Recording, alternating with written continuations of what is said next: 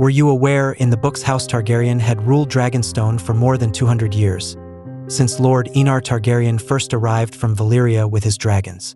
Though it had always been their custom to wed brother to sister and cousin to cousin, young blood runs hot, and it was not unknown for men of the house to seek their pleasures amongst the daughters, and even the wives, of their subjects, the small folk who lived in the villages below the Dragonmont, tillers of the land and fishers of the sea.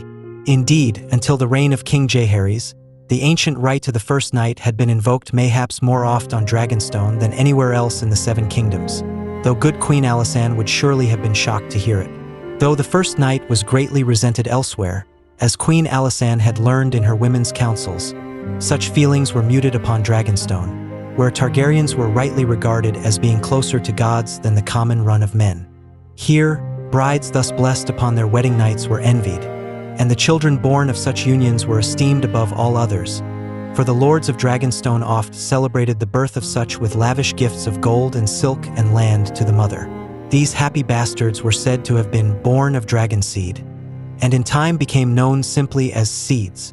Even after the end of the rite of the first night, certain Targaryens continued to dally with the daughters of innkeeps and the wives of fishermen. So Seeds and the sons of Seeds were plentiful on Dragonstone. It was to them that Prince Jacaerys turned, at the urging of his fool, vowing that any man who could master a dragon would be granted lands and riches and dubbed a knight. His sons would be ennobled, his daughters wed to lords, and he himself would have the honor of fighting beside the Prince of Dragonstone against the pretender Aegon II Targaryen and his treasonous supporters. Dragons are not horses. They do not easily accept men upon their backs, and when angered or threatened, they attack. Munkein's true telling tells us that 16 men lost their lives during the Sowing. 3 times that number were burned or maimed. Steffon Darklyn was burned to death whilst attempting to mount the dragon Seasmoke. Lord Gorman Massey suffered the same fate when approaching Vermithor. A man called Silver Dennis, whose hair and eyes lent credence to his claim to be descended from a bastard son of Maegor the Cruel, had an arm torn off by Sheepstealer. As his sons struggled to staunch the wound, the cannibal descended on them, drove off Sheepstealer, and devoured father and sons alike. Spoilers to come in the video.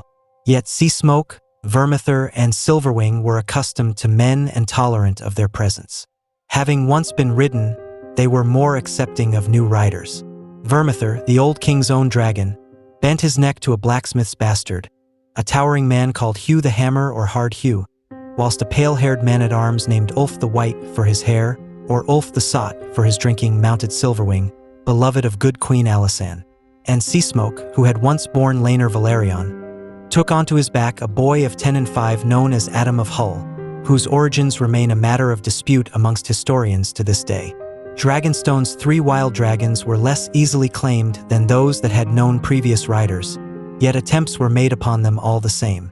Sheepstealer, a notably ugly mud-brown dragon hatched when the old king was still young, had a taste for mutton, swooping down on shepherds' flocks from Driftmark to the Windwater. He seldom harmed the shepherds, unless they attempted to interfere with him, but had been known to devour the occasional sheepdog.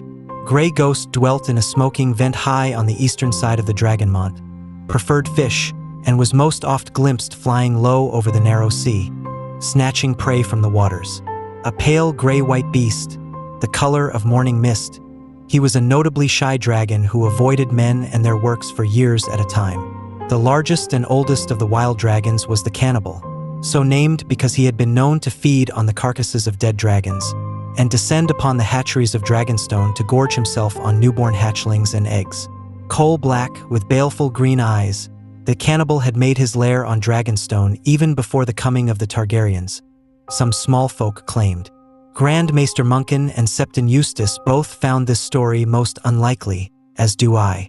Would-be dragon tamers had made attempts to ride him a dozen times. His lair was littered with their bones. None of the Dragonseeds were fool enough to disturb the Cannibal. Any who were did not return to tell their tales. Some sought the Grey Ghost, but could not find him, for he was ever an elusive creature. Sheepstealer proved easier to flush out, but he remained a vicious, ill-tempered beast who killed more seeds than the 3 castle dragons together. One who hoped to tame him, after his quest for Grey Ghost proved fruitless, was Alan of Hull. Sheepstealer would have none of him. When he stumbled from the dragon's lair with his cloak aflame, only his brother's swift action saved his life. Sea Smoke drove the wild dragon off as Adam used his own cloak to beat out the flames. Alan Valerian would carry the scars of the encounter on his back and legs for the rest of his long life. Yet he counted himself fortunate, for he lived. Many of the other seeds and seekers who aspired to ride upon Sheepstealer's back ended in Sheepstealer's belly instead.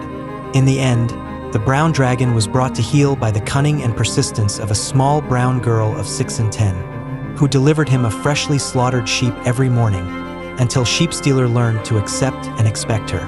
Munkin sets down the name of this unlikely dragon rider as Nettles. Mushroom tells us the girl was a bastard of uncertain birth called Nettie, born to a dockside whore. By any name, she was black-haired, brown-eyed, brown-skinned, skinny, foul-mouthed, fearless, and the first and last rider of the Dragon Sheepstealer. Subscribe for more.